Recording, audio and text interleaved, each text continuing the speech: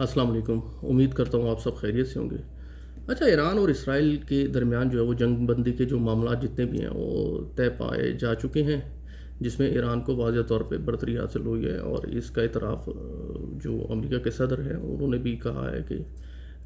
کہ جو آخری دنوں میں جنگ کے جو آخری دن تھے اس میں ایران کی طرف سے جو بیلسٹک میزائلز اسرائیل کی طرف پھینکے گئے ہیں انہوں نے کافی عمارتوں کو نقصان پہنچایا اور ٹھیک ٹھاک ان کا پینٹا لگایا ہے، جس کے بنا پہ وہ بھی اس چیز کا اقرار کرتے ہیں کہ ہمیں بھی بیچ میں آنا پڑا۔ بہرحال یہ تو ظاہری بات ہے، انہوں نے ایک جو ہے قوت کے خلاف جو ہے وہ نعرہ حق بلند کیا تھا، تو کامیابی ان کے مقصد میں آنی تھی، کامیابی ان کے نام کے ساتھ لکھی جا چکی تھی۔ بہرحال اچھا، ایران کے پاسداران انقلاب کے سربراہ کا میں ایک سن رہا تھا کہ یہ جو 2 ہفتے کی جو جنگ رہی ہے اس دوران انہوں نے 700 مبینہ افراد کو جو ہے نا وہ گرفتار کیا ہے، جو کہ کہیں نہ کہیں جو ہے وہ اسرائیل کے ساتھ ان کے تانے بانے ملتے تھے اور ان کے لیے جاسوسی کا کام بھی کرتے تھے۔ ابھی پچھلے دنوں آپ دیکھیں کہ انہوں نے 3 لوگوں کو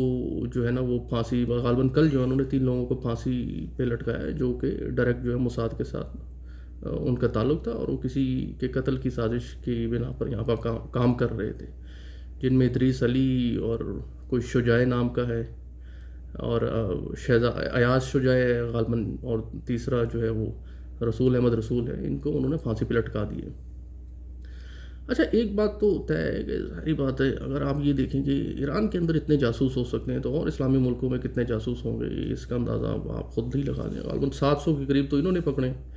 جن میں سے 50 کے قریب وہ کہہ رہے ہیں جی موساد سے جن کے ڈائریکٹ تعلق تھے ان کو ہم نے لٹکا دیے۔ اور دوسری بات یہ ہے کہ ایران کے جو سپریم لیڈر ہیں اس جنگ سے کے بعد ایک چیز تو واضح ہے کہ جو اس ایرانی سپریم لیڈر ہیں، آپ یہ دیکھیں کہ قوم ان کے ساتھ کھڑی ہے اور ان کے ماتحت جتنے ادارے ہیں وہ ان کے ساتھ کھڑے ہیں، ان کے ساتھ لوئل ہیں، اور ان کے ساتھ مطلب ان کی کمانڈر بھی بڑی ڈیووٹڈ ہے اور بڑی اسٹرانگ ہے، اور وہ سارے ایک پیج پہ کھڑے ہیں کہ مطلب آپ دیکھیں کہ اسرائیل اور کا مقصد یہ تھا کہ ان کی جو ہے آپ کہہ لیں کہ انہوں نے رجیم چینج کرنا تھا، ان کی حکومت کو گرانا تھا، اور وہ اس مقصد میں ناکام ہوئے۔ تو میں پڑھ رہا تھا کہ جی یہ مقصد اوبویسلی پاکستان میں بھی مطلب کہ ایک رجیم چینج ہوا تھا، تو یہاں پہ تو انہوں نے جسٹ کہا تھا اور یہاں انہوں نے یس ہو گئے تھے، لیکن وہاں انہوں نے اس کے خلاف جنگ بھی لڑی، اور اس میں انہوں نے بتایا کہ جی اگر دلیر لیڈرشپ ہو، جرأت مند ہو اور غیرت مند ہو نا، تو قومیں سر نہیں جھکایا کرتی، وہ سر ان کا فخر سے بلند ہوتا ہے، اور ان کی کمانڈرز جتنے بھی ہیں اور ان کی سپریم لیڈرشپ ہے وہ سب سے اول فہرست میں ہوتی ہے جنگ لڑنے کے لیے، اور اس طرح ان کو کامیابی نصیب ہوئی جس کا انہوں نے جشن بھی منایا۔ السلام علیکم۔